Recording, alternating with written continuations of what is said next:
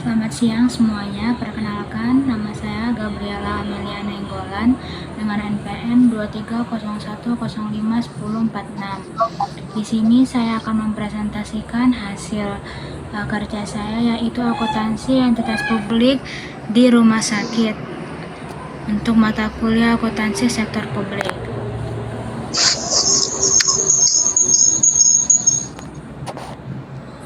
Pengertian akuntansi entitas publik di rumah sakit.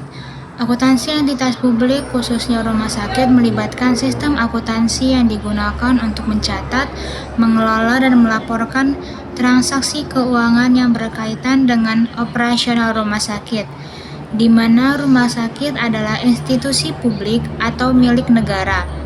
Akuntansi ini berbeda dengan akuntansi perusahaan swasta karena memberikan layanan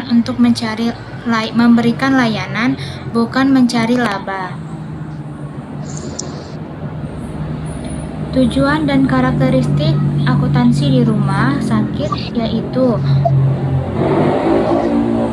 tujuan utama akuntansi di rumah sakit adalah untuk memberikan informasi keuangan yang akurat dan transparan yang dapat digunakan oleh pengelola seperti pemerintah dan pemangku kepentingan dalam pengambilan keputusan yang berkaitan dengan pengelolaan sumber daya rumah sakit.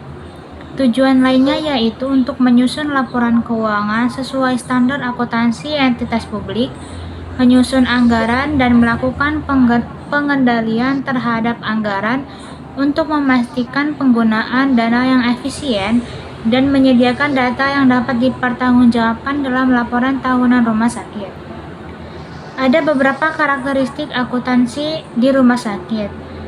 Yang pertama, sebagian besar rumah sakit yang dikelola oleh pemerintah menerima dana dari APBN atau APBD. Yang kedua, rumah sakit biasanya tidak berorientasi pada laba meskipun menghasilkan pendapatan. Yang ketiga, rumah sakit mencatat berbagai jenis pendapatan seperti pendapatan dari pasien, asuransi atau sumbangan, dan berbagai jenis beban seperti beban gaji, tenaga medis, obat-obatan, alat kesehatan, dan biaya operasional. Standar akuntansi yang digunakan. Standar akuntansi yang digunakan pada akuntansi entitas publik, termasuk rumah sakit, harus mengikuti standar akuntansi pemerintahan atau SAP yang ditetapkan oleh pemerintahan dengan tujuan untuk memastikan laporan keuangan rumah sakit dapat dipahami oleh berbagai pihak, meliputi komponen seperti yang pertama ada neraca atau balance sheet, yaitu neraca yang menggambarkan posisi keuangan rumah sakit pada titik waktu tertentu dengan menunjukkan jumlah aset, kewajiban, dan ekuitas. Untuk aset tersendiri ada aset lancar dan aset tetap. Kewajiban ada kewajiban jangka pendek dan kewajiban jangka panjang. Dan ada ekuitas. Lalu yang kedua ada laporan realisasi anggaran. Laporan ini menyajikan informasi mengenai penerimaan atau pengeluaran rumah sakit dalam periode tertentu. Laporan ini sangat penting untuk memastikan bahwa rumah sakit beroperasi sesuai dengan anggaran yang disetujui, serta mengevaluasi penggunaan dana yang telah disediakan. Yang ketiga, laporan laba rugi, yaitu menyajikan informasi tentang pendapatan dan beban yang dihasilkan oleh rumah sakit selama periode tertentu, serta hasil operasional surplus atau defisit.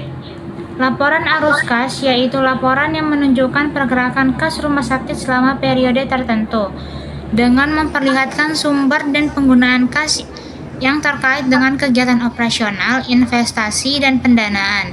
Dan yang terakhir, laporan perubahan ekuitas, yaitu laporan yang menyajikan perubahan dalam ekuitas rumah sakit selama periode tertentu, termasuk perubahan yang berasal dari laba atau defisit, alokasi dana pemerintah, atau sumbangan yang diterima.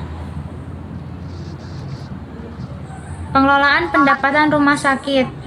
Yang pertama ada pelayanan kesehatan pasien, adalah pendapatan utama yang berasal dari pasien yang membayar untuk rawat inap, rawat jalan, dan pemeriksaan serta tindakan medis lainnya. Yang kedua, asuransi kesehatan seperti BPJS. Yang ketiga, donasi atau hibah dari pihak ketiga yang digunakan untuk pengembangan rumah sakit atau program sosial. Yang keempat, pendapatan lain-lain dari sewa ruang atau fasilitas rumah sakit dalam kegiatan lainnya. Pengelolaan beban rumah sakit. Yang pertama, beban gaji dan upah untuk tenaga medis, perawat, bagian administrasi, dan staf lainnya. Yang kedua, beban pembelian obat dan alat kesehatan. Yang ketiga, beban pemeliharaan dan utilitas. Yang keempat, beban administrasi dan umum.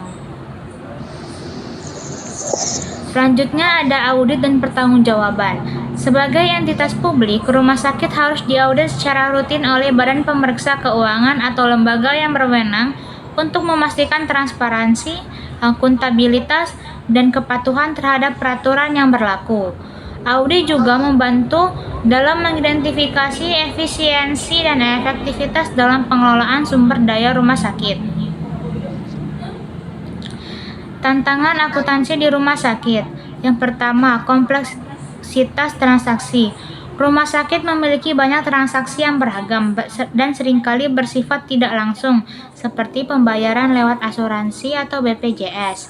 Yang kedua, keterbatasan sumber daya. Seringkali rumah sakit beroperasi dengan anggaran terbatas, sehingga perlu adanya pengelolaan biaya yang ketat. Yang ketiga, kepatuhan pada peraturan. Rumah sakit harus mematuhi peraturan yang ada, baik peraturan pemerintah, standar akuntansi, maupun kebijakan internal. Selanjutnya ada soal perhitungan.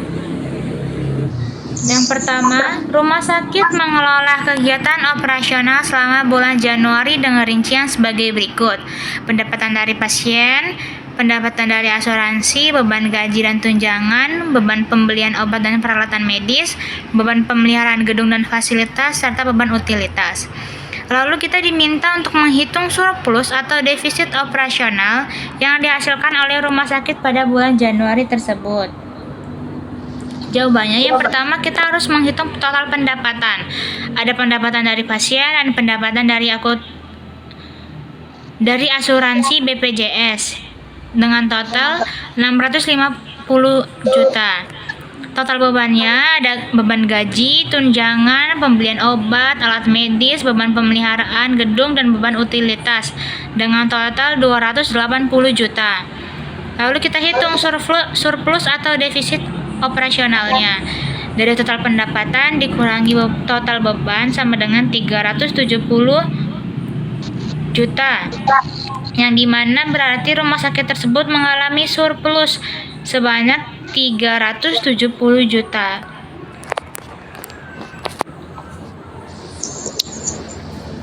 Yang kedua, rumah sakit A menerima laporan arus kas selama bulan Juli dengan rincian sebagai berikut. Di sini ada 8 poinnya itu rinciannya. Lalu kita diminta untuk menghitung arus kas bersih dari kegiatan operasional, arus kas bersih kegiatan investasi, kegiatan pendanaan, dan juga kita disuruh menentukan kenaikan atau penurunan kas serta saldo kas akhir. Yang pertama kita hitung arus kas dari kegiatan operasional. Semua penerimaan kita dikurangi oleh pembayaran kepada pemasok dan pembayaran utilitas dengan total 340 juta. Lalu kas dari kegiatan investasi yaitu pembelian peralatan baru 75 juta rupiah. Arus kas dari kegiatan pendanaan yaitu penerimaan pinjaman bank 150 juta rupiah. Lalu dihitung arus kas bersihnya, arus kas dari operasional ditambah dari investasi ditambah dari pendanaan 340 juta. Arus kas dari kegiatan investasi itu minus, jadi dikurang 75 juta ditambah 150 juta. Jadi totalnya untuk arus kas bersih yaitu 415 juta dan terjadi kenaikan kas. Saldo akhirnya, saldo kas awal dari soal 60 juta ditambah kenaikan kas 415 juta, jadi total saldo akhirnya 475 juta rupiah.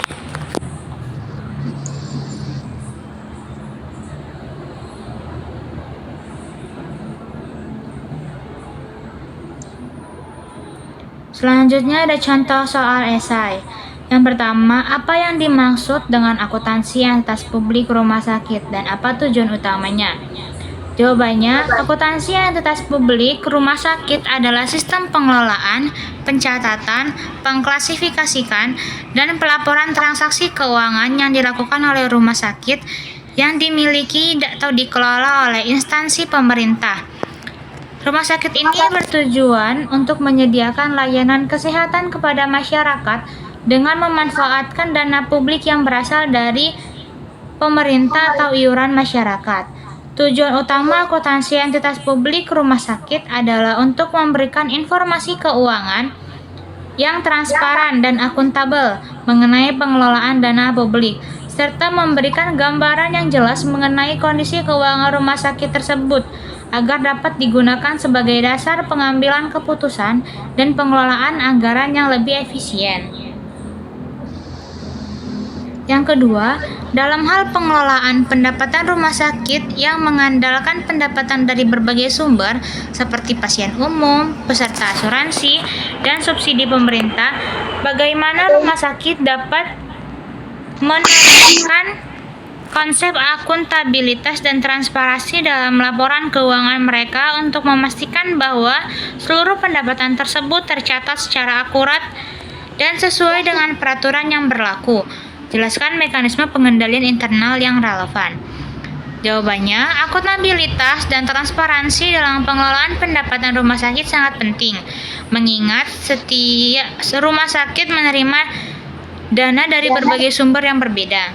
Pendapatan dari pasien umum dan peserta asuransi harus dicatat berdasarkan realisasi transaksi pada layanan yang diberikan, sesuai dengan pendapatan yang dapat dibukukan. Pendapatan dari subsidi pemerintah atau anggaran pemerintah harus diakui sesuai dengan ketentuan yang berlaku dalam anggaran pemerintah daerah atau pusat, serta dapat dipertanggungjawabkan dalam laporan realisasi anggaran.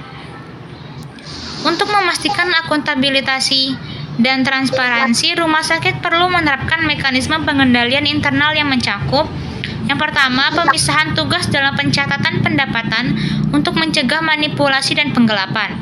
Yang kedua, sistem verifikasi pendapatan secara berkala untuk memastikan bahwa seluruh transaksi tercatat dengan benar.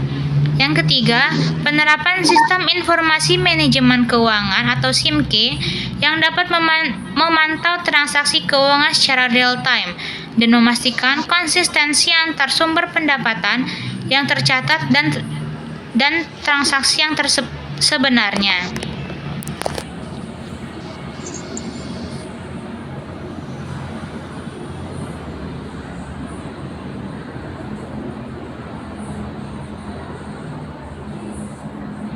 Yang ketiga, apa saja tantangan yang dihadapi dalam akuntansi rumah sakit yang dikelola oleh pemerintah? Jawabannya, yang pertama ada kompleksitas pendapatan. Rumah sakit yang dikelola oleh pemerintah seringkali menghadapi kesulitan dalam pengelolaan berbagai sumber pendapatan, seperti pasien yang membayar langsung, peserta asuransi, dan subsidi pemerintah. Keberagaman sumber pendapatan ini memerlukan pengelolaan yang teliti agar setiap sumber dana tercatat dengan benar dan transparan. Yang kedua, manajemen aset. Rumah sakit memiliki aset tetap yang banyak dan bernilai tinggi seperti bangunan, alat medis, dan kendaraan seperti ambulan. Pengelolaan aset ini menjadi tantangan besar karena harus dilakukan pencatatan dan pemeliharaan yang teratur agar aset tetap terjaga dan dapat digunakan untuk jangka panjang. Selain itu, harus dipastikan bahwa aset tersebut dicatat sesuai dengan nilai yang benar dalam laporan keuangan.